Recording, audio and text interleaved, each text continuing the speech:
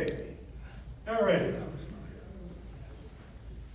My talk tonight is about probably the least known mining magnate of Goldfield, Nevada. Now, Goldfield, Nevada is one of the great mining areas, one of the great areas of southern Nevada. In the early part of the 20th century, Nevada, southern Nevada, became one of the places to go if you were going to be mining. And started actually right at 1900 with the Tonopah boom, and then Goldfield, Rhyolite, Manhattan, all of these different places. But Tonopah and Goldfield were the two that really put Nevada on the map. And there were a number of people that were involved that really became known throughout the United States, and in many cases throughout the world. But this individual, Thomas Gaskill Lockhart, really kind of got overlooked, and yet he was one that has, I think, one of the most interesting stories. And he was one that came to my attention. As many of you know, I am a planter. I know some of you are shaking your heads. Some of you are going, yeah! Either way, I became aware of him because we were going to plat his home, a very modest home, less than 1,000 square feet, a little tiny place in Goldfield, Nevada.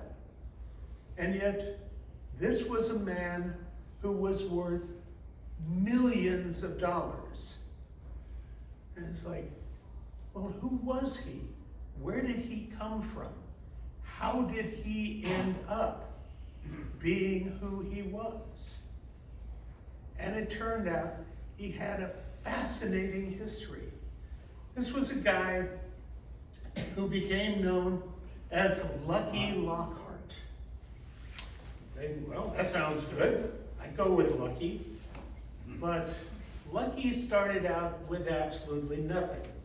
He was born May 2nd, 1848, in Burlington, New Jersey. Obviously a Westerner, right? He grew up dreadfully poor. In a 1909 biography, it noted somewhat colorfully, his parents not having too much of this world's goods. Nice way of saying it. He grew up with very little education. He got educated for about 2 months out of the year. The rest of the time he had to do farm labor. He was not able to do much else, but you know, we might think, oh, that's terrible. But really, at that point in the 19th century, that wasn't all that unusual when you were growing up on a farm. There were many people that grew up on farms that you had to work on the farm. You did not get to go to school year-round. So, okay, that was not all that unusual. By 1869, he had moved to Philadelphia, and that by 1821, he made a move to Omaha, Nebraska. Okay, he's beginning to move west. That's a good thing. And by that point, he made it to Nebraska on March 18th, by the way, that was noted. I don't know why they put down the date, but they did. And he had $95. And he finally had to get a job, and he got a job herding cattle near Fremont, Nebraska. Job he kept for a year. He apparently didn't want to be a cowboy, because he kept that for a year and decided he was going to do something else. So he went to work for the Union Pacific Railroad. Now I see you nodding your head. The Union Pacific Railroad is not the Union Pacific that we think of today. This was the original Union Pacific Railroad.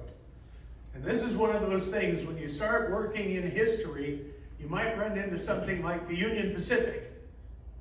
It ain't the one we've got today. This is the first Union Pacific that went bankrupt, not the second Union Pacific that went bankrupt, and not the current Union Pacific. This was the original one. But he did work as just working as a section hand for them. But he did work for them for a while. The interesting thing, though, is he ended up in Colorado while he was working for them and became interested in prospecting. So he left them, worked in Colorado as a prospector. Now, where he learned to prospect, I have not been able to find out. But he became a prospector in Colorado, and then he went back to working for the railroad for a while because he needed to make some money. While he was working there, he made a contact. And this is where he made a contact with another young man who was working for a railroad there. This other young man was a fellow named Alexis DuPont Parker, A.D. Parker. Now, the only time you'll hear that Alexis DuPont Parker, he never used those names. Always went by A.D. Parker. If your name was Alexis DuPont Parker, do you think you'd go by that? He never did. For the rest of his life, he always went by A.D. Parker. He was also a young man. He was the son of an Episcopalian minister and had graduated from the General Theological Seminary in New York. If he graduated from the cemetery, that'd be a little different thing.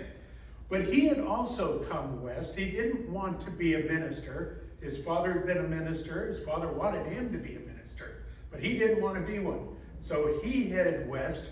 He also ended up as a cowboy for a while in Wyoming. Also didn't want to be a cowboy.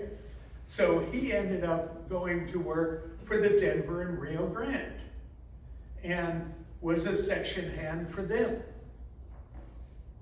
And he ended up in Denver. He was just a laborer, but he had gone to college, and he started working his way up. He had a background in accounting because he'd gone to college. So A.D. Parker was able to get a job as a clerk in the railroad. So he started working his way up. And he and Lockhart met each other. Now you might wonder how they end up meeting each other. Well, it was the middle of a blizzard in 1883 in Denver. And one of the things that Parker did was he always wrote home. Even though he turned his back on being a minister, he would write home. He'd write his mother, kept in touch, and he was sitting in a drugstore in Denver, middle of this blizzard. And as he remembered in a later reminiscence, said, I was sitting there, I had a little tiny apartment, but I decided to go down to this drugstore. They had a place where you could write letters. It was warmer there. So I was sitting there writing a letter home to my mother, and the door opened, and this little guy walked in, and he said he was blown in by the wind. It was that little. And he came walking in, and he walked up to me, and he asked me whether I had some quinine, because he was fighting a cold. And I said, well, actually, yes. And he gave him some quinine, and he took it, and they got to talking. And they ended up becoming friends. And he said, what do you do? And the guy said, well, I'm a prospector. And so they sat there and started talking, and because Parker had taken some classes in geology and that in college, they were talking about that. And Lockhart asked him, have you gone to college? And he said, well, yes, I have. And he said, well, would you be interested in grub staking me? And he said, well, I don't know, maybe. Tell me about yourself. And they got to talking, and out of all of this came an agreement over a handshake that Parker would grub stake Lockhart as Lockhart was doing his prospecting. Now, Parker didn't have any great amount of money. He had just started being a clerk. But he agreed to grub stake Lockhart. This is 1883, this is early on. But, okay, fine. Parker goes on, he's working for the Denver and Rio Grande, and he ends up, as he goes on, he becomes a clerk to the chief clerk for the auditor of the railroad company. So he's moving up. But he's still not making a lot of money, but he goes ahead and gives a little bit of money each month to Lockhart. And Lockhart continues to go out and work his way and prospect throughout Colorado. He's not very successful, but he's successful enough. In 1886, he marries Minnie Haney. They eventually had 3 children, George Jerome, Myra Bell, and Henry Haney. Myra Bell marries Lieutenant George Clark Rockwell of the 21st Infantry in 1900 in Denver, Colorado, where apparently the family continued to live at Fort Logan. That's where he was at. But I don't know what happened with the other 2. They are still around, but don't know that they ever married. But Parker did well. He moved on up, and he ends up becoming the chief clerk, and then he becomes, the Denver and Rio Grande gets bought out as it goes out of business at one point, and it gets bought out along with all the other narrow gauges and gets merged into what becomes the Colorado and Southern Railroad. And this is a whole group of about 13 railroads that becomes the Colorado and Southern, which is a whole group of narrow gauge railroads. And A.D. Parker becomes eventually the vice president of this. And the vice president is the one in charge of all of these railroads. So he's doing really well. By the turn of the century, he's in charge of all of these railroads. This is 3 railroads in Colorado and 10 railroads in Texas. So he's doing just fine. But good old Lockhart is just out there just trying to find gold. He's not doing all that well. He finds a little pocket here, a little pocket there, but he's just not doing all that well. But they continue to work together over this handshake from 1883. There's never an agreement, never anything written between them. But he continues to be a prospector. He goes down and works, prospects down in Utah, down in Arizona. In 1901, he ends up in Pioche, Nevada. And he hears about a real excitement in southern Nevada in a place called Tonopah. And he thinks, well, I'm going to go check that out. So he folds up his blankets and all of his equipment, puts them in a wagon, moves 250 miles. Now, understand, his wife and his kids are not with him. His daughter's just gotten married the year before. But he's still out. He leaves his family for 6 months, a year at a time to go out prospecting. And he ends up coming over to Tonopah, and he puts together a group of claims on the edge of Jim Butler's claims. Now, Jim Butler is the man who found the first claims in what became Tonopah. And there are 13 claims that he ends up buying. And he buys those because nobody else wants them. The unlucky 13. Everybody thinks he's an idiot for buying these. But he thinks that there's something there. So he ends up buying them. And when he buys them, they're considered the unlucky 13. They're known for being the unlucky 13 because nobody wants these claims. And by the way, he later says that he bought them on Friday the 13th. Now, he has no problem with triskaidekaphobia. This is not a problem for him.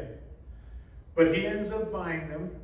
By the way, Jim Butler claims that a few of the claims are actually on top of his property. So he gives those claims back, because he's not going to junk the part of Jim Butler's claims. But there are, I think, 4 or 5 claims that are obviously not on his property. So he starts working those claims by himself. Builds a little shack on the property and starts digging in those claims by himself. And, finds a little ore body here and there and starts selling that and just starts working these claims. Now, they're called the Tonopah Extension, this group of claims. And after a couple of years, a guy comes to him and says, I want to buy 3 of your claims. How much do you want for them? And Lockhart looks at him and says, I want $10,000. The guy says, you're insane. Takes off. Says, okay. Another fellow comes to him a little bit later and says, I want to buy these 3 claims. How much do you want for them? Tom Lockhart looks at him and says, I want $20,000. You're insane. And he takes off. Finally, a little bit later, another guy named Jim McLean comes by and says, I want to buy these claims from you. How much do you want for them? Says, I want $35,000. Says, you are nuts. Says, nope, that's it. Guy takes off, thinks about it, finally comes back, brings back $3,500 to get an option on the claims. Lockhart says, okay, $3,500, I'll take that. You've got X number of days to come up with the rest of the money. You don't have the claims yet, but this gives you the option on those claims. Guy's got the option on the claims. Stays drunk the whole time that he's got the option. Loses it. Almost loses it. And then he's got the $3,500. He gives $1,500 to Lockhart to hold it. And then loses the option. By 1902, This is when John McCain, sorry, the other one was not John McCain, because John McCain is the smart one. He's the one that finally comes to him and says, I want to buy this. He says, okay, here's how you can do it. I want $75,000 for my claims and 100,000 shares in the company that you're going to create to work this mine. Now, this is what he tells the public.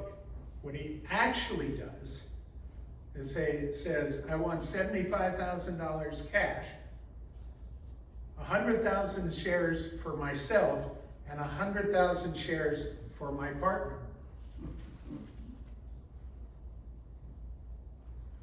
And McCain says, no, you are insane.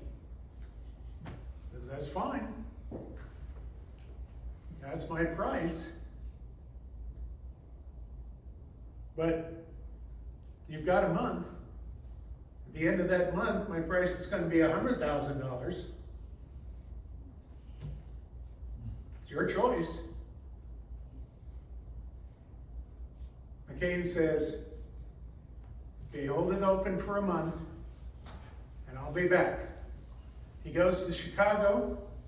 He talks to Charles Schwab, not the Charles Schwab in the stock market, but the Charles Schwab who underwrote all the mining in much of the southern Nevada area, comes back with the money and buys in to the Tonopah extension and ends up owning what became the third biggest mine group in Tonopah.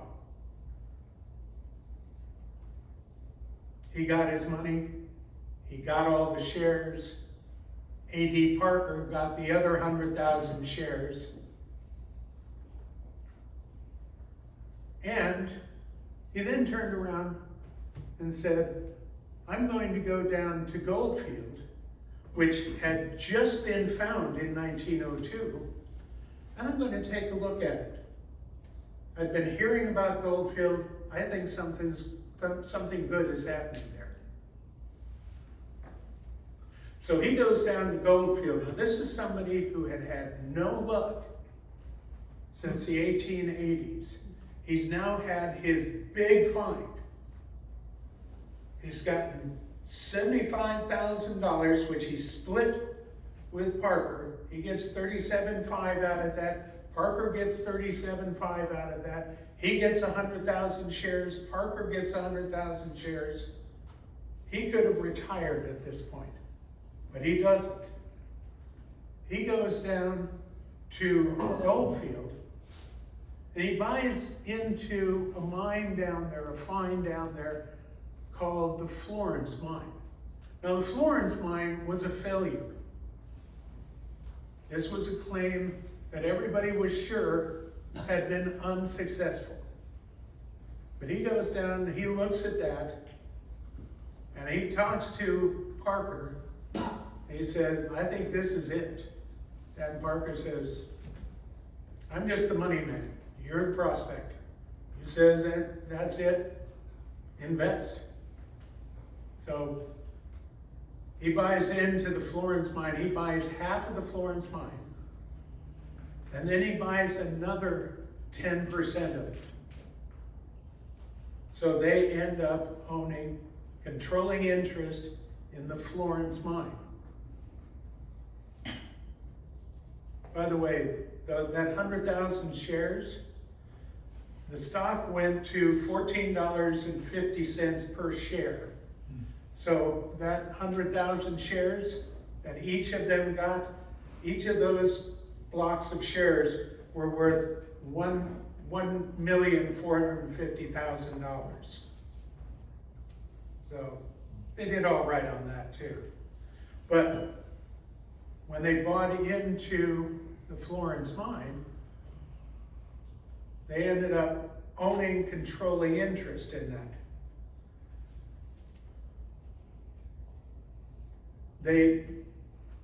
ended up controlling that. Once they got control of that, they never gave it up. From 1903 on, they never gave it up. For the rest of their lives, they continued to own that. He became known as having a nose for ore. He ended up buying investing in a number of other things, a couple of other mines, which people were sure, a mine called, well, he ended up investing in a brokerage firm which went bankrupt. But the firm only had a block of stock in a mine in Goldfield known as the Jumbo Extension, which nobody wanted because it was another failure. But even though all the money that he'd invested in the brokerage firm went bankrupt, but he got this block of stock, which gave him ownership of the Jumbo Extension, which ended up being a great success. So he made a great deal of money there, which he gave half control or half ownership to A.D. Parker. So he made millions on that as well. Ended up with a couple of other mines as well. So, and the Florence ended up making $9.5 million. So he finally brought his family out from Denver, and when they came out from Denver, A.D. Parker brought them out from Denver in his private railroad car because he would do that for him. And in fact, every year he would come out with his family to Goldfield for Thanksgiving, and they would come over to Lockhart's house, and they'd all have Thanksgiving together because they were friends on top of being business partners. And they always stayed friends. They always stayed business partners. He would end up, the interesting thing when you look at the records of the Florence mine, they would go back and forth as to who was president and who was vice president. Parker sometimes was president, Lockhart sometimes was president, but it was always Lockhart did the mining, ran the mine. Parker always dealt with the money because he was the money guy, Parker was the miner, and they understood what each other's role was. And Lockhart ended up as the director of the First National Bank of Goldfield, ended up in the Montezuma Club, or they both ended up in the Montezuma Club, which was the club for all the mine owners and that sort of thing. At one point, George Wingfield and Senator George Nixon decided that they were going to merge all the mines in Goldfield. And so they created the Goldfield Consolidated Mines Company. And they literally got all the mines in Goldfield merged into one company except the ones that Lockhart and Parker owned. Those were they were never able to get those because Parker and Lockhart would never sell. But when they merged all the other mines and went public in 1907, it was the 17th largest corporation in the United States. When they merged all the other mines in Goldfield, Nevada. To give you an idea of how much money was merging or was going through there at that time. And by the way, that was also in 1906 and 1907. That was where the International Workers of the World had their first strike in the history of the United States was in Goldfield, Nevada. So they and the Western Federation of Miners merged together and got involved. Now, Lockhart continued to work in Goldfield. He was known for the fact that he was nearly illiterate until he became so rich in 1907, 1908. At that point, he hired tutors to help him learn how to read and write because he'd never had time to do that. Like I said, his home still stands, and it is about 1,000 square feet. It is the most modest thing you would ever want to see. He was known for the fact that he was a quiet man. He was a modest individual. Not A.D. Parker, but Lockhart absolutely was. And he never sold any of his properties, kept them all.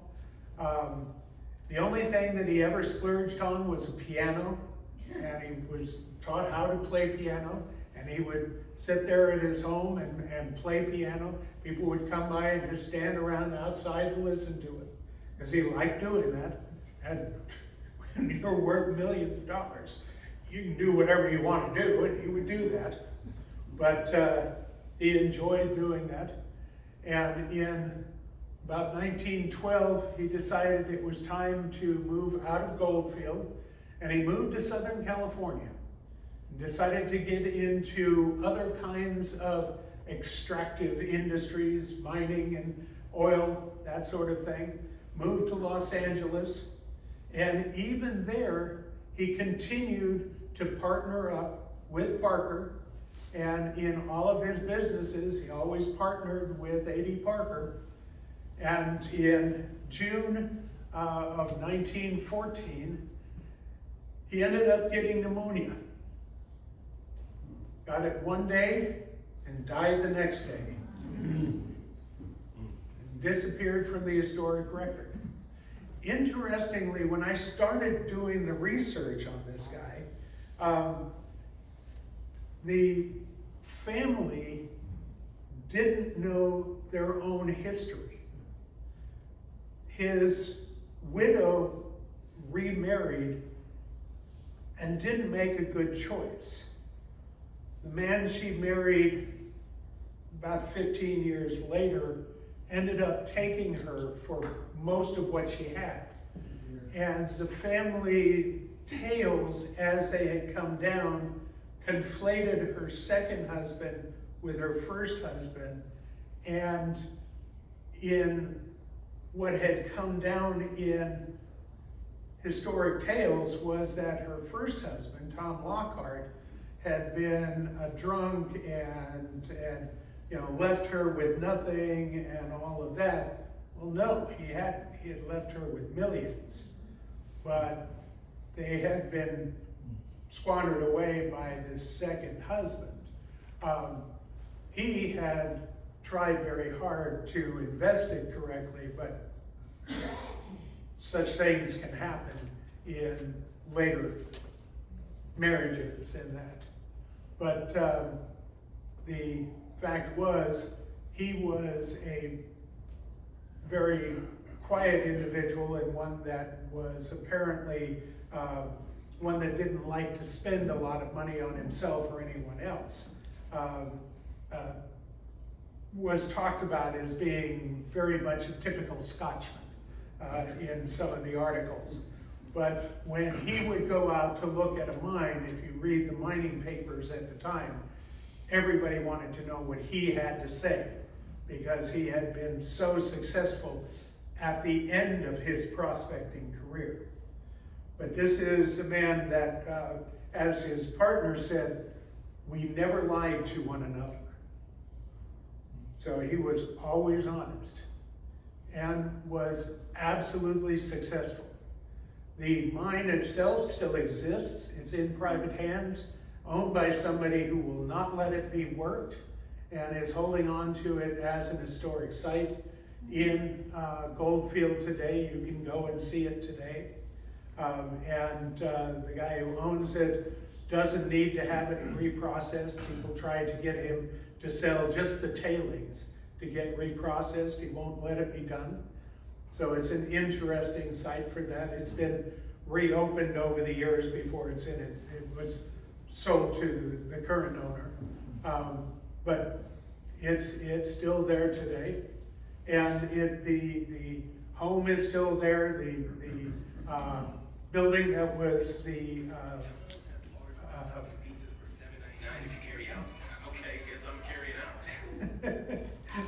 the building that was the building that was run that was the headquarters of the mine still exists today. So it's still a part of the community of Goldfield. But it's one of those guys that when you think of somebody running businesses worth millions of dollars merely on a handshake, you hear about that in the Old West, but this is one that actually happened. So that's my talk for tonight. If you've got questions about it, I'd be happy to answer.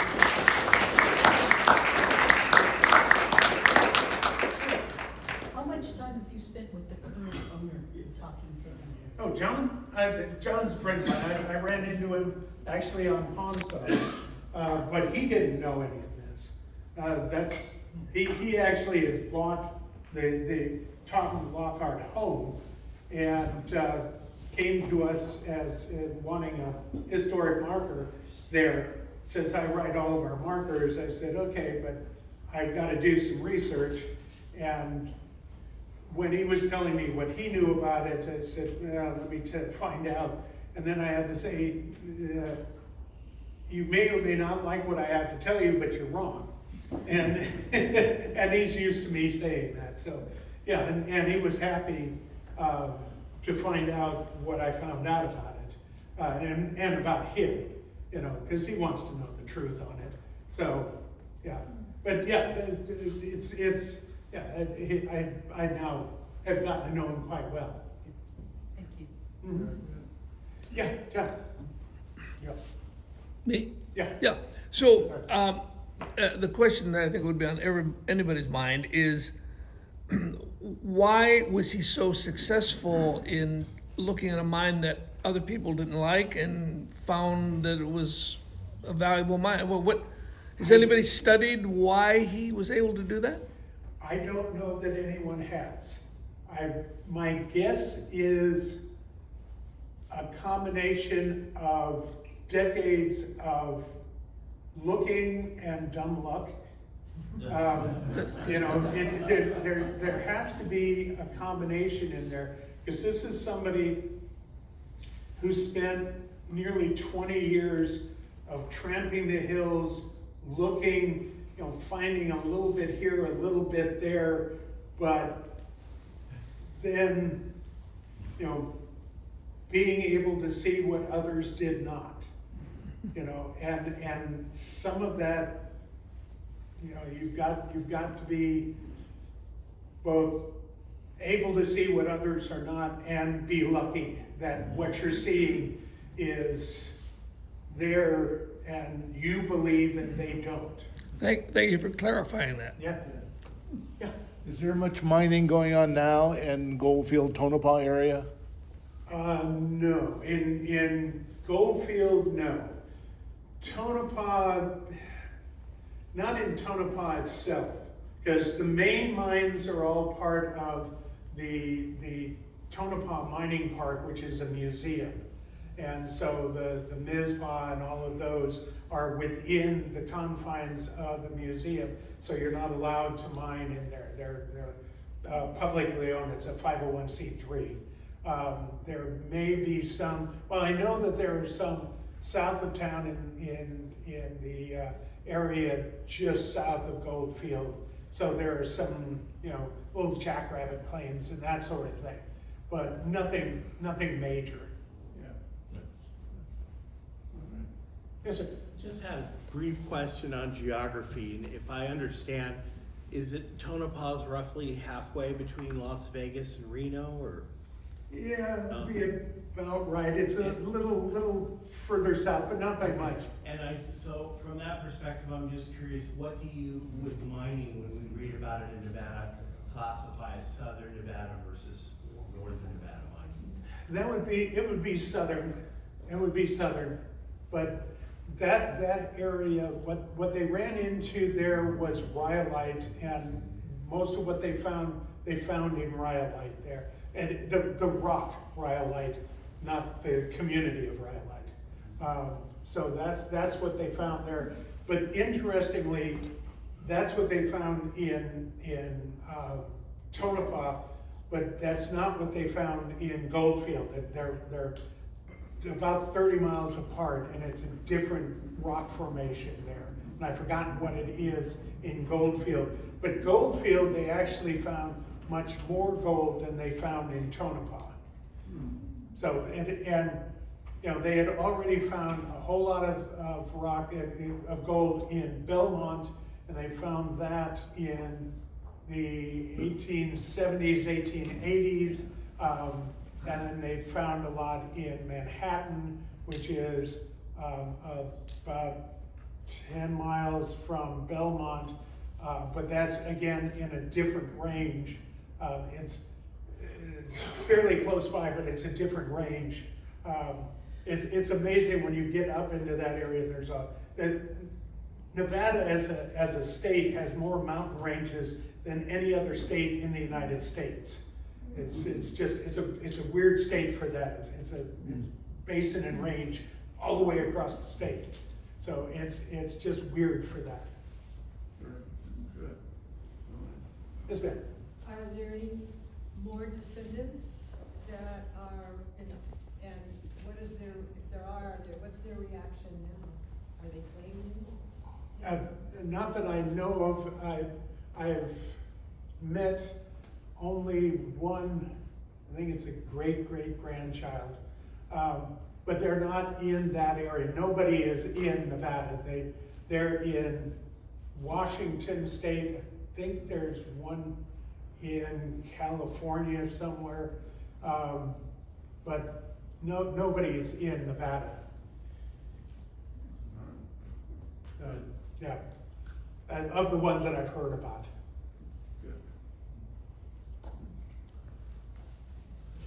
Okay, thank you. Thank you.